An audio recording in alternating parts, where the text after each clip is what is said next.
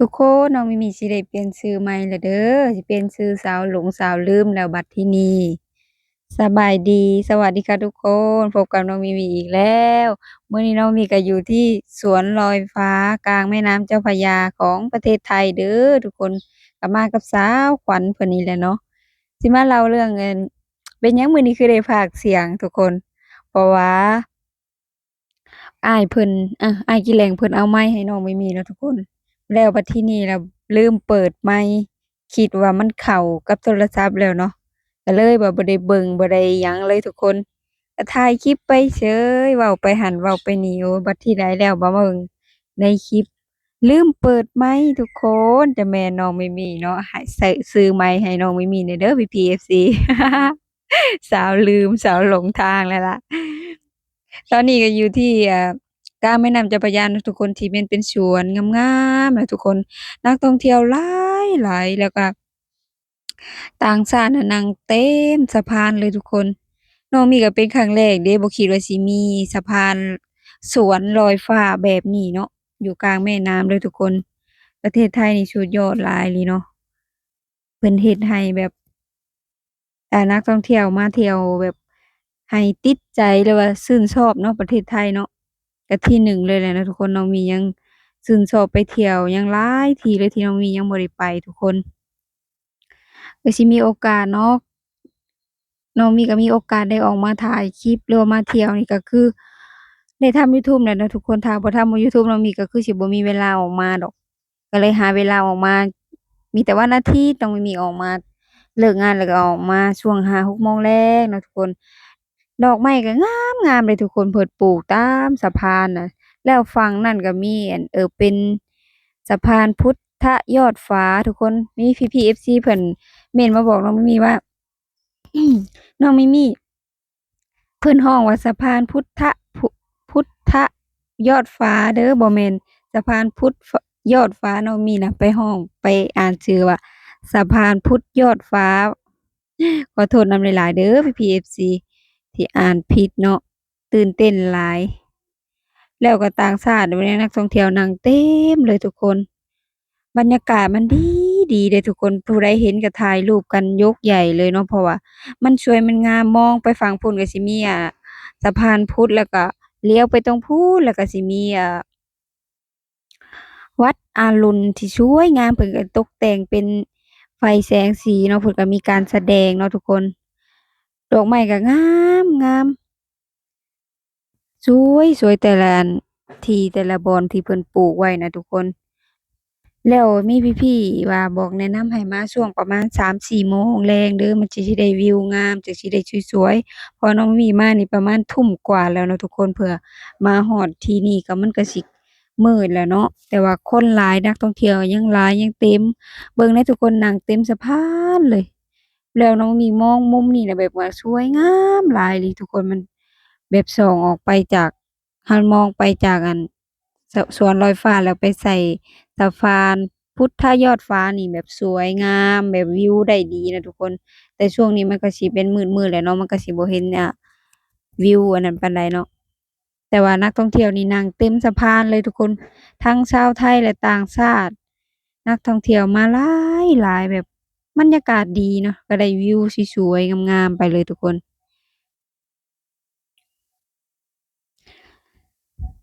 คิดว่าตัวเองนี่เปิดไมค์ได้เฉยเด้อทุกคนก็เลยถ่ายคลิปเว้าไป หลายคลิปเด้อที่น้องมิมี่บ่ได้เปิดไมค์ทุกคนแล้วก็มีตรงนี้เพิ่นห้ามดื่มเครื่องดื่มแอลกอฮอล์อิหยังเนาะทุกคนเพิ่นปลอดแบบว่าบ่ให้มีการชุมแซวคือทางบ้านน้องมี่สิชุมแซวเด้ทุกคนเพิ่นบ่นั่งกันเล่นกินแบบนี้ดอกทุกคนถ้าบ้านน้องมี่สินั่งกินชุมแซวกันแล้วได้บรรยากาศแบบนี้เนาะ แต่ทางฝั่งไทยเพิ่นบ่แม่นเด้อทุกคนเพิ่นสิแบบเป็นความระเบียบหรือว่าความสะอาดหั้นแหละทุกคนเบิ่งเพิ่นนั่งหลายๆนี่ก็บ่ได้ค่อยมีบ่มีเห็นขยะสักชิ้นเลยขยะน่ะบ่มีจักอันแล้วก็ความสวยความงามของเมืองไทยน่ะแต่ถ้าเป็นทางบ้านน้องมีน่ะโอ้ขยะเต็มเลยแหละเนาะทุกคนแล้วมันลงไปนี่ก็สิแบบมีลิฟต์อีกทุกคน มีรปภเพิ่นดูแลเดะลิฟต์แต่ว่ามันใช้บ่ได้เนาะมันเสียถ้าแบบว่าผู้ใดอัน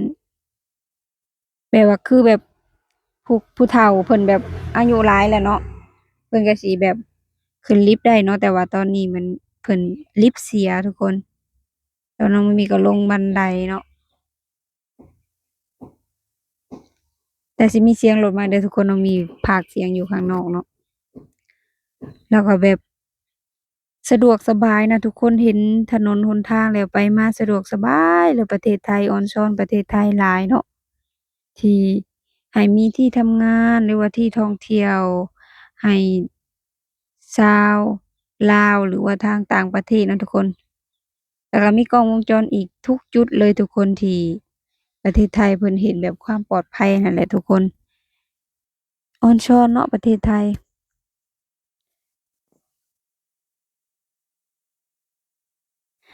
ยืนไปยืนมาก็งงเลยน้องไม่มี น้องเมียถ้าไปตอนกลางคืนน้องมีสิจำบ่ได้บ่ค่อยได้ทุกคนเพราะว่ามันเป็นกลางคืนมันมืดนี่ถ้าเป็นกลางเว้นบ่น้องมีสิพอฮู้ๆเบิ่งๆออกอยู่เนาะแต่ว่าตอนกลางคืนน่ะแบบจำบ่ค่อยได้แหมแต่ลงไปลงทางบันไดเลื่อนนี่แหละทางบันไดเนาะบ่แม่นบันไดเลื่อนแล้วข้างล่างก็สิมีบ่อนตีหยังนี่ตูตีบาสเนาะ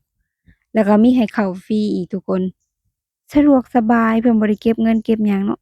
มีห้องน้ำฟรีอีกเด้ทุกคนที่น้องไม่มีลงไปข้างล่างมันสิมีบ่อนเขาเจ้าตีบาสเนาะแล้วคนมาเที่ยวน่ะหลายแล้วทุกคนนี่ที่สำคัญนี่มื้อนี้ที่มันมีบินโดรนเนาะบินโดรนที่สะพานพุทธวิจิตรเจ้าพระยาเนาะแล้วน้องมิมี่อยากสงสัยทุกคนคนมาหลายแต่ขยะ ชิ้นหนึ่งก็บ่มีทุกคนเบิ่งตามพื้นตามหยังคนมายืนรอดูพลุอยู่แม่น้ำเจ้าพระยานี่จนเต็มอ่าอันนี้เลยสวนริมแม่น้ำเจ้าพระยาเลยทุกคนคนหลายอีหลีมื้อนี้น่ะน้องมีก็เป็นครั้งแรกเดะที่ได้มามีโอกาสได้มาเบิ่งบินโดรนนะทุกคนแล้วทางประเทศไทยนี่ความสะอาดนี่เป็นที่หนึ่งเลยทุกคน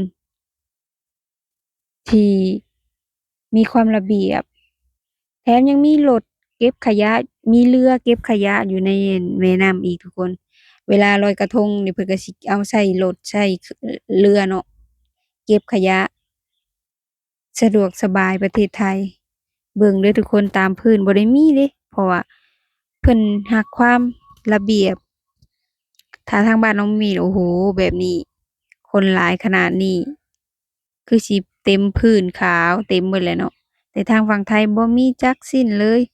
ไผๆก็มารอเต็มเลยทุกคนตามอันแคมน้ำแคมสวนอันเจ้าพระยาเนาะ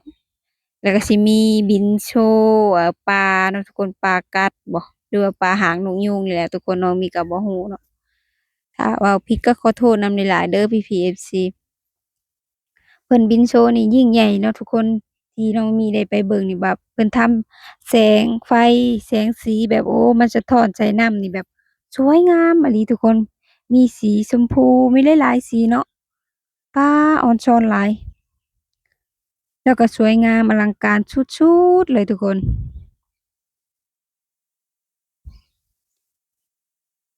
สาวลาวหลงลืมแล้วเด้อล่าสุดทุกคนเอ้ยแล้วมีเรือลอดแม่น้ำเจ้าพระยาด้วยทุกคนเรืออิหยังก็บ่ฮู้จำบ่ได้แล้วทุกคนแล้วก็สวยงามๆเลย คนนักท่องเที่ยวเต็มลำเรือเลยโอ้แบบมันเรือเพิ่นก็สวยๆงามๆแบบทำไฟออกมาแสงสีมันสะท้อนกับสะพานพุทธเนาะทุกคนแบบสวยงามมากเลยอยากให้ที่บ้านเป็นแบบนี้เลยทุกคนที่แม่น้ำโขงเนาะ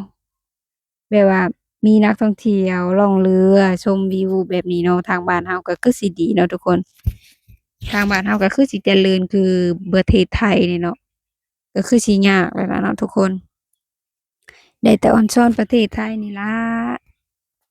เพราะว่าเมืองไทยเพิ่นเจริญรุ่งเรืองไปไกลแล้ว น้ำก็ขึ้นหลายๆเด้อทุกคนเพราะช่วงนี้ฝนตกเรือลำใหญ่พายุเข้าเลยทุกคนสวยงามอีหลีทุกคนเพิ่นเฮ็ดน่ะป๊า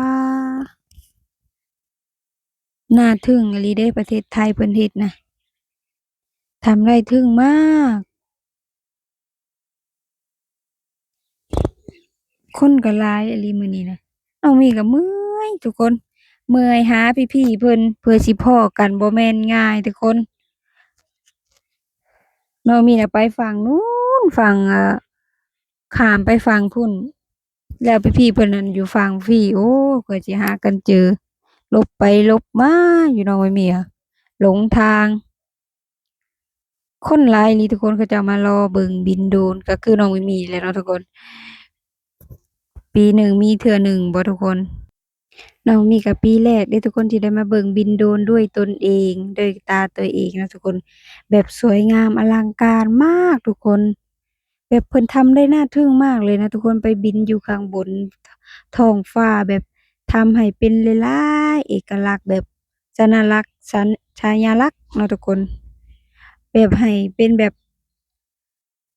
ท่านเจ้าชีวิตเลยเนาะทุกคนแล้วก็มีหล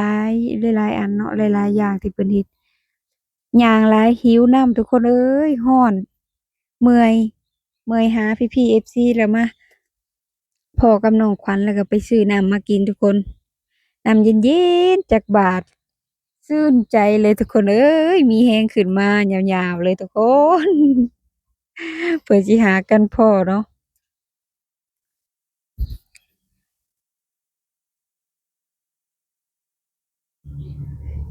สาวลาวหลงทาง คือสิบ่มีไผคือน้องไม่มีดอกทุกคนคือสิมีแต่น้องไม่มีผู้เดียวนี่แหละหลงๆลืมๆเนาะคือว่าบ่ทันได้เฒ่านะแฮ่หยอกๆทุกคนเฒ่าแล้วก็เนาะเฒ่าแล้วก็หลงๆลืมๆไปซั้นล่ะจักจี้แหล้วผู้เฒ่า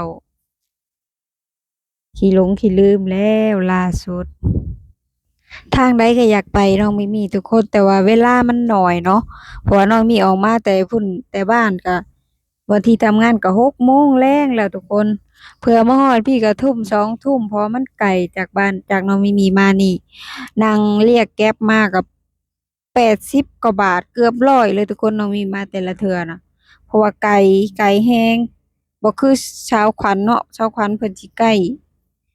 กว่าน้องมิมีอีกน้องมิมีอยู่ไกลกว่าหมู่ทุกคน ก็ใช้เวลาประมาณชั่วโมงเกือบชั่วโมงพู้นแหละเนาะเพื่อสิมาฮอดที่หนึ่งแต่ก็สู้ๆทุกคนเอ้ยสู้ๆเป็นกำลังใจให้น้องมิมีเด้อทุกคนฝากเป็นกำลังใจชมคลิปให้น้องมิมีเด้อติชมข่าวใดของน้องมิมีเด้อพี่ๆ FC เพื่อเป็นกำลังใจให้น้องมิมีทำคลิปต่อไปเด้อพี่ๆ FC สำหรับคลิปวิดีโอนี้ก็จบเพียงเท่านี้นะคะทุกคน เจอกันคลิปหน้านะคะ ไปแล้วจ้าบ๊ายบายเจอกันคลิปหน้าเด้อเอาน้ำเขียวมาฝากพี่ๆ FC เย็นๆกินแล้วชื่นใจทุกคน